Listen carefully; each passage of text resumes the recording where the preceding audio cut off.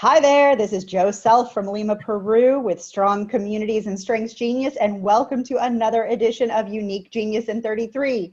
We are here today talking with Kathryn Summers, who is down in Dalton, Georgia. Well, I say down, she's actually up for me, she's up north, but if I'm thinking about where I lived back in the States, she would be south. So she's in Dalton, Georgia, and she's joining us today to talk about the fabulous talent of context. So Kathryn, why don't you introduce yourself to everybody and let us know your top 5 talents and a little bit about you. All right. So I have known Jo for, at this point, the majority of my life. She and I were college roommates, the friendship just sort of continued on after that. For most of my life, I have worked in retail and banking, but late last year, I have made a change, and I now make pottery for a living. So my strengths are ideation, strategic, input, intellection, and context. Excellent. Thank you so much. Yeah, we have known each other. We're sneaking up on 30 years now, which is unbelievable, I think. I'm not that old, and neither are you. I know. Neither of us are that old, right? It's not believe it. Yeah. So, all right. So today, for those of you who are not quite familiar with context, according to Gallup, people exceptionally talented in the context theme enjoy thinking about the past. They understand the present by researching its history. Now, everyone who's listened to us before knows that we always look at celebrate and evaluate a little bit with this. And so, Kathryn, I'm going to read out 4 points that you could celebrate what's really awesome about you and your context. And I want to know if you agree with them, if they resonate with you, and if you have a little story, you're welcome to share it at this point as well. So are you ready? Okay. All right, so those 4 points that you can celebrate is that you have a relevant historical perspective on things. You have a love for the backstory. You learn from past mistakes, and you have a respect for your predecessors or your elders. So how does that sound to you? Does that seem about right?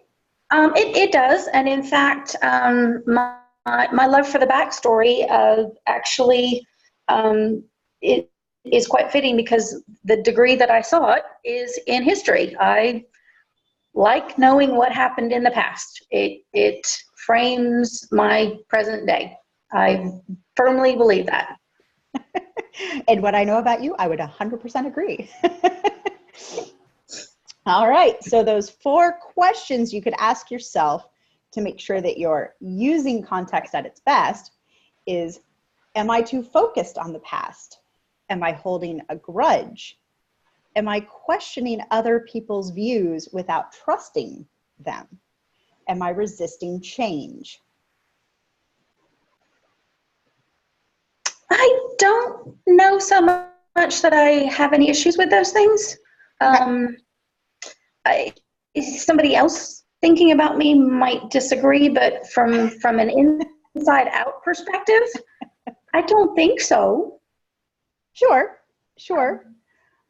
Well, and if I were to think about you, I don't think of you as someone who's too focused on the past. That I would say I don't think of you that way. I don't think of you as someone who's a grudge holder. Especially since we had our own differences for a little while, and we're back and being very good friends. And I mean, if you were someone who held a grudge, I mean, that just wouldn't be the case. Yeah. For me, it's more about information gathering. Right. I don't have an emotional attachment for the most part to that information gathering. It's just, okay, I've learned something about you. Right. Okay. Great. So if we want to look at this then, so what would you say that you love about your context? How does it serve you, or how do you feel like it might serve others? As I said a moment ago, it gives me a framework. It helps me answer my daughter's questions when she says, "Mama, tell me about blah blah blah." I have information for you. Here you go. And often she gets probably a heck of a lot more than she wanted, but it you know, it helps me evaluate things. It helps me make sure that I don't repeat any mistakes that I make, because Sure. I remember them and I understand what happened with things. It's not to say that I don't repeat mistakes, but it helps it's not happen quite so much, I think. So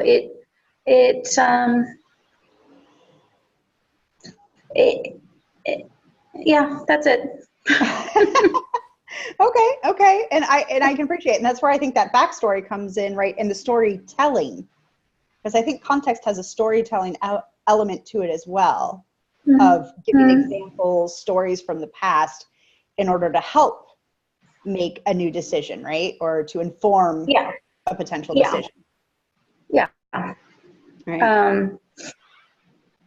It sometimes gets me in trouble because I provide more information than the recipient wants.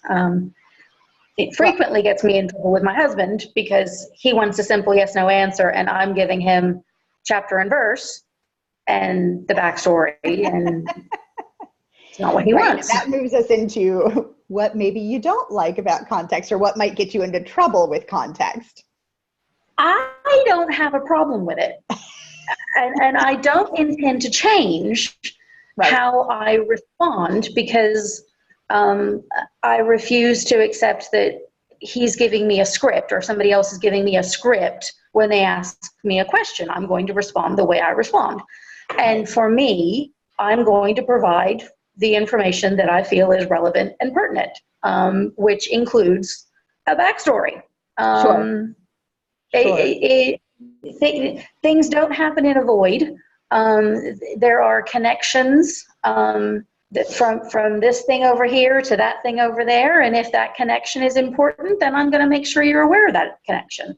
For me, it goes to the whole, if you can understand the why something works, then if you forget the what later, but you can remember the why, you can usually work your way forward to being able to answer your own question. So if it's a part of the answer, you're getting it. Well, and I think this is probably a good point to bring up, because this is something we don't see very often, is, this great deal of information. Context is a part of it with that backstory and everything, but you actually are someone who has all top 5 in strategic thinking. So you're information heavy in how you do things, right? Which that's not something we see a lot. A lot of people, we don't see all 5 in one domain, and we don't necessarily see a division of all 4 domains represented in the top 5. It tends to be 2 or 3. So you're kind of a nice example of what this might look like when you're on information overload, if you will, right? That there's I'm definitely a specialist in that regard, I suppose. Well, that's how you became my Jiminy Cricket, right? Yeah. Right. So we had this relationship in college is when it started. And it was really, I said, you're like the Jiminy Cricket to my Pinocchio, because whenever I need to make a decision, I can trust that Kathryn has a very well thought out answer and examples and different ways to look at things, that she is my conscience on many levels. So that's, something we've always had. And I mean, knowing you for as long as I have, we didn't know the talents at that point, but obviously you were, set up to be a really good Jiminy Cricket. The challenge is finding somebody who's open to listening to all that I have to say, because it is a volume issue. Well, I am always open to listening. So I'm looking. Do you remember? Yes, and I appreciate it. I was looking for my app. I can't find it on here right now. I was trying to see if we could remember, because I know once we get past your top 5, then you have some relationship building, you have some influencing, I have it here. I just out of curiosity, because of this sort of special case, I'd love to hear your next 5. The next ones? Yeah. Adaptability. Right. Relator, communication, learner, and includer. Okay. So what I have to say is you've got 4 relationship building and one more strategic thinking, right? Are 4 of them blue? You're looking at them? 3 are blue. 1 more is Oh, red. what communication is yellow? And then yellow. Yeah, So communication is yellow. I don't have any purple until I get down to 15. So people who are relators and in relationship building strengths, which are the blue domain, right? Mm-hmm. Yeah, I got a lot of red and blue. Love telling stories. You have communication. You love painting pictures with words, right? So like that whole, so context gives backstory, but you've just got a whole mess of talents that say, lay it all out there. There is no editing. Yeah. In those talents, really, which is good to know, right? Because then you can go, okay, I need to see, some people aren't going to need that much information. How can I self-edit a little bit? Yeah. But if someone knows you and knows your talents like that, they're going to be like, that's who you are, right? You have a need to share that information as well, on a certain level. So being cut off would be really frustrating, I'm sure. So very cool. So when do you think you can kind of recognize, besides having studied history in university and stuff, can you think of anywhere else in your younger years? Because, we're not that old, so a couple of years ago, but in your childhood or high school where you could see context kind of showing up? I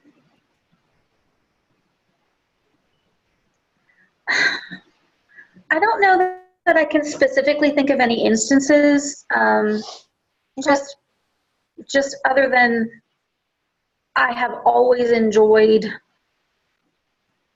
history. I've enjoyed reading. I've enjoyed gathering of information.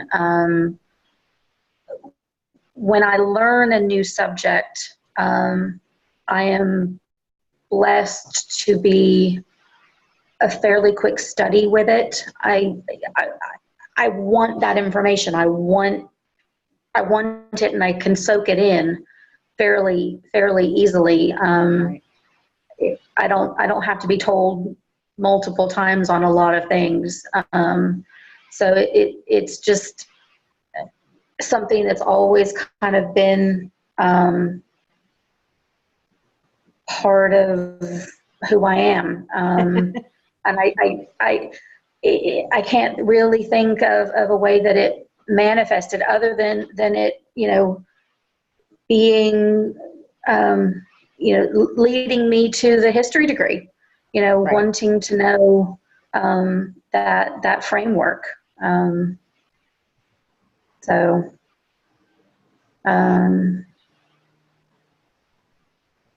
Yeah.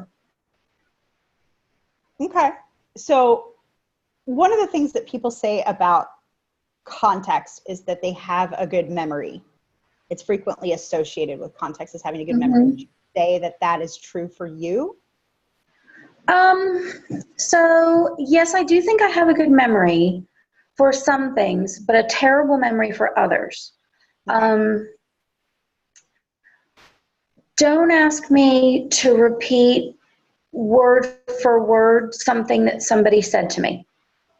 Don't ask me what was the name of the place that we went to visit on a vacation, a while ago. I couldn't tell you it, but a few, the name of a wine that I've ever drunk. Right.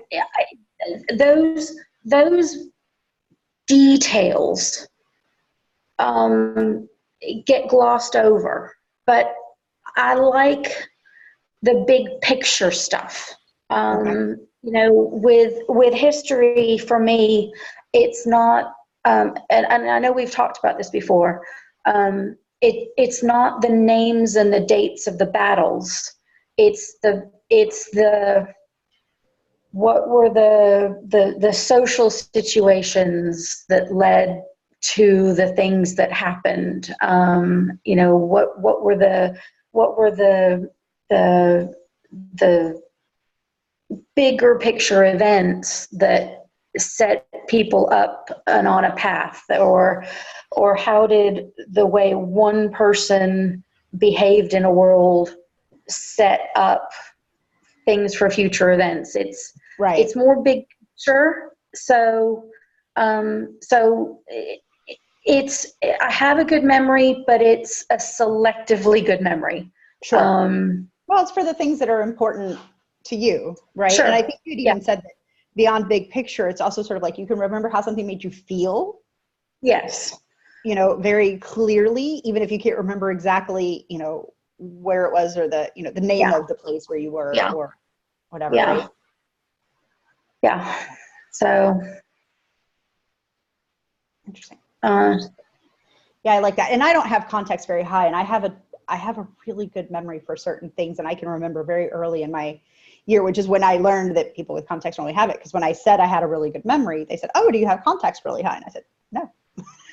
Yeah, I'm horrible remembering people's names. Right. Horrible remembering people's names, and I know that I'm not the only one out there like that. But that's it's not an important detail. No, for me, it's just funny. Yeah. Right. So we've talked a little bit about this, but I think I want you to answer a little bit more specifically. So what would you want someone to know about context that might help alleviate a misunderstanding or wrong judgment? So when I answer somebody's question, and I am providing perhaps more information than they want, it is done so out of a desire to be helpful. Sure. I am not trying to bore them. I am not trying to talk down to them. I'm not trying to lecture them.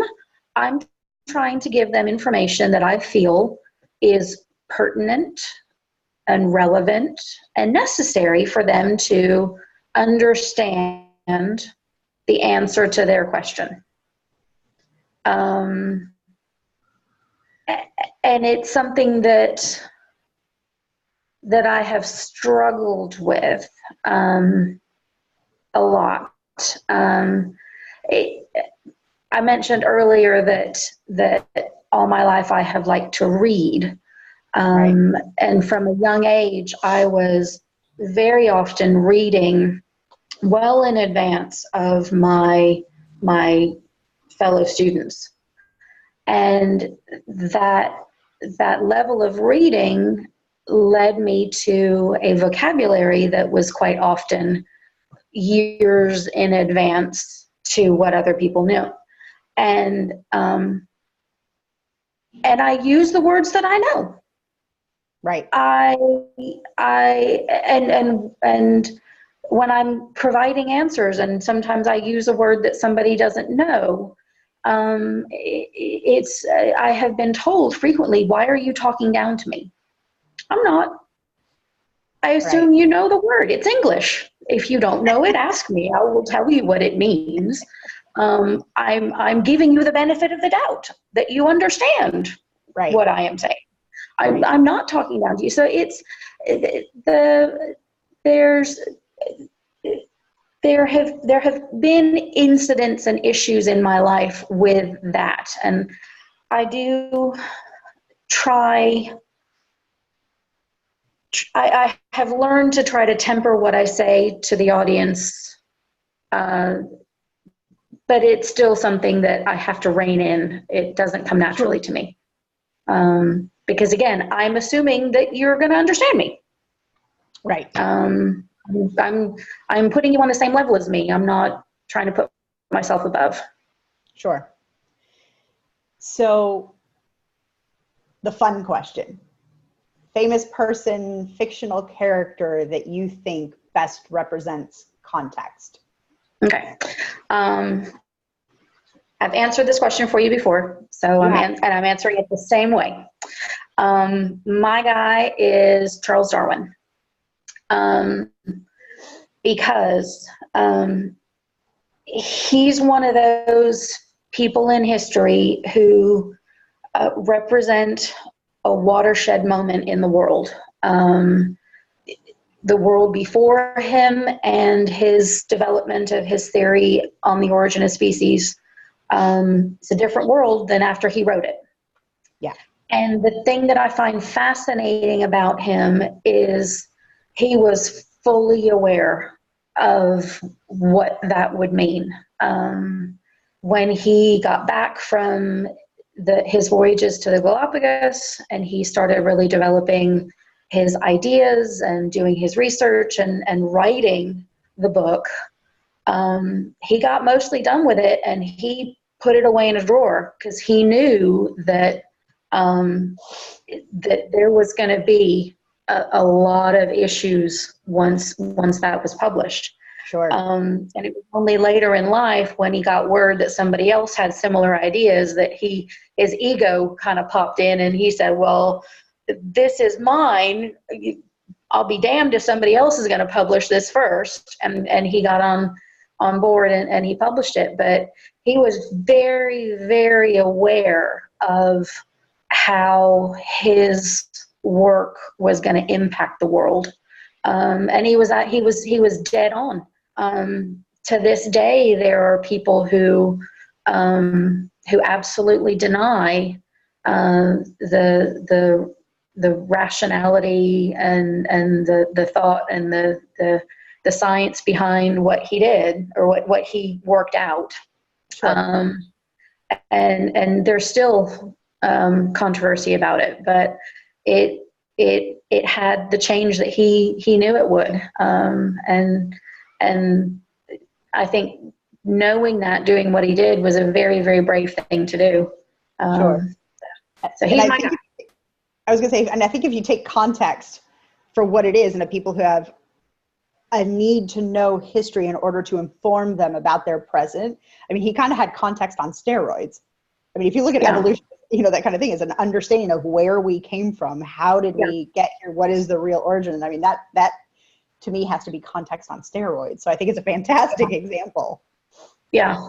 Of wanting to understand the past to inform us about to understand how we get to where we are now. Be more perfect as an example. So yeah. So I love that. So he's my guy. If I ever get another dog, I want to buy a beagle and I'm going to name him Darwin because I just think it's perfect. The HMS Beagle. You have to get a beagle just to name him Darwin. I think that's. I know, but they howl. Well, we'll see. You never know. You might find one that doesn't howl. Maybe not. Yeah. So we have a few extra minutes. So I want to throw something in, only because I kind of know this a little bit about you, but I'd love to hear your perspective on it. Parenting with context. Parents who have context tend to be people who are ones who intentionally sort of record and document like the life of your children. Like you maybe have a scrapbook or you have some things and you'll bring it out from time to time, maybe even to sort of like remind her who she is, where she came from, how she's gotten where she is now. Would you say that that's true of you?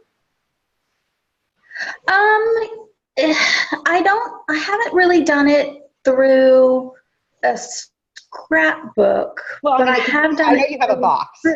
Through photography. I do have a box. I have a box of objects from my daughter's time in the hospital when she was first born.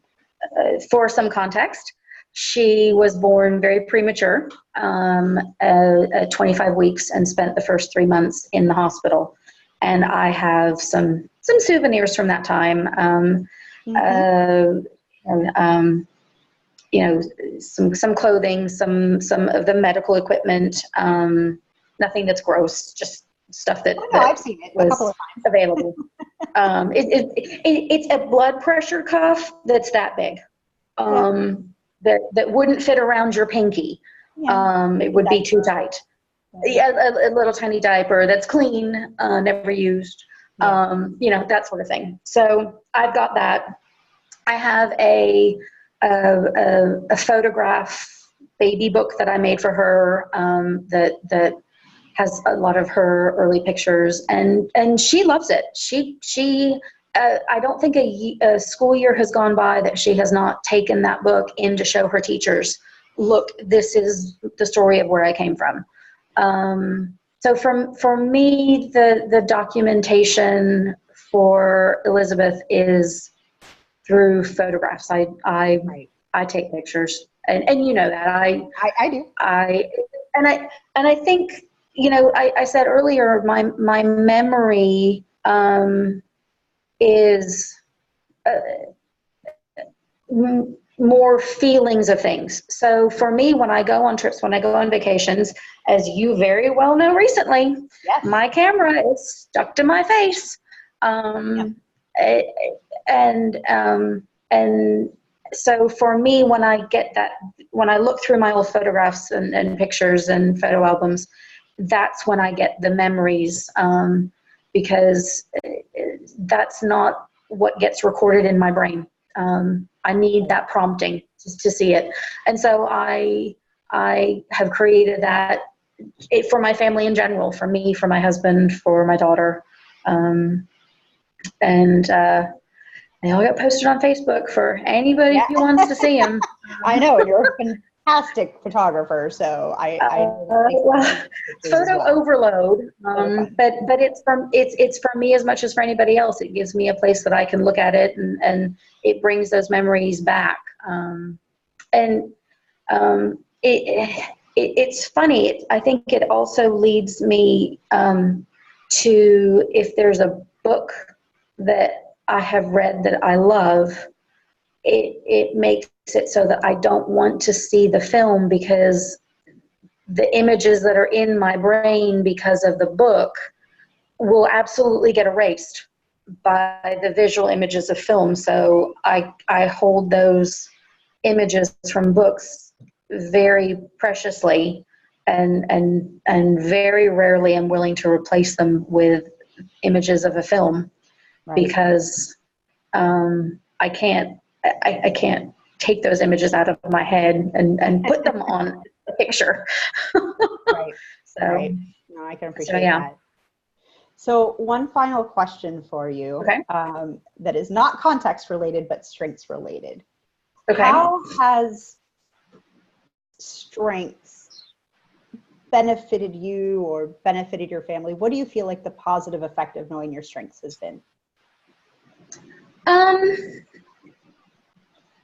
It validates who I am. It gives me more confidence in who I am. It provides context for me. If somebody, I'll give the example. Yesterday, I had a conversation with my brother Richard, who, and my husband had overheard part of the conversation and asked me to clarify some of it, and I did, and I gave him far more information than he wanted. and he started fussing at me, and I said, you ask a question, I'm going to answer the question how I am, or how I want. I said, this is who I am. This is, me answering questions the way I answer it, it's part of the package. Right. That you chose when you got into a relationship with me and made it permanent by putting a ring on my finger. This is part of who I am. So you either need to accept it or we need to figure something else out. Right. But it gives me the ability to defend myself for who I am without having to grovel or justify sure. or explain myself. This is me. Right. And so he did call a couple hours later, and he said, you know what, you are you, and I love you, and I'm sorry. And I was like, yay!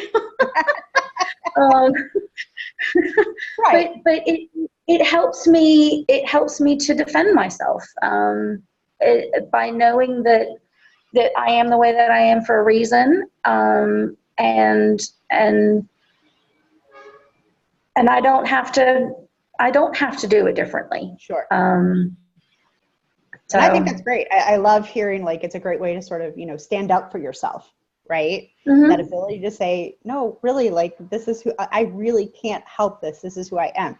Now, obviously, our talents, if they're not well defined, they can trip us up. They can get in our way. They can cause problems if we're not willing to, you know, accommodate where we need to. But at the same time, there are just idiosyncrasies that are just always going to be who we are.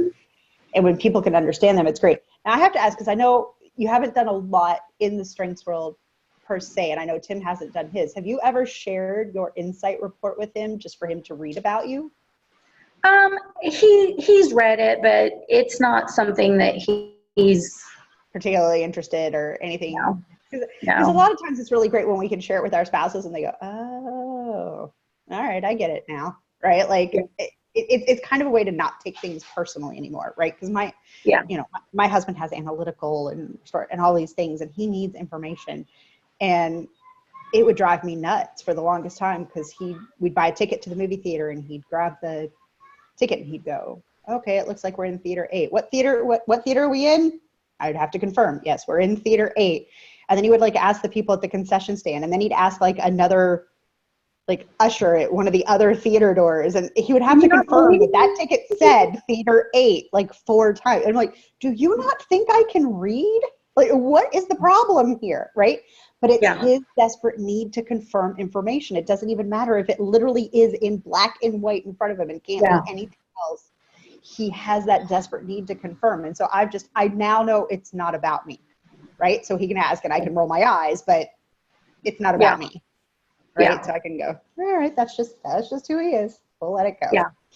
Yeah. Well, I just want to say thank you again for You're welcome. joining us here on Unique Genius in 33. We will be moving forward every week with another talent. I hope you guys tune in and take this opportunity to learn from real people using their strengths in real ways. And we look forward to seeing you on our Facebook page, Strengths-Based Strong Communities. That Facebook page is Strengths-Based Strong Communities on Facebook. And be sure to check out our Alexa Flash Briefing. All you have to say is, Alexa, play the Strong Communities Flash Briefing, and we should pop up. You'll hear my voice. You should recognize it. And I look forward to seeing you guys here in the next week. Have a great one, and we'll be seeing you soon.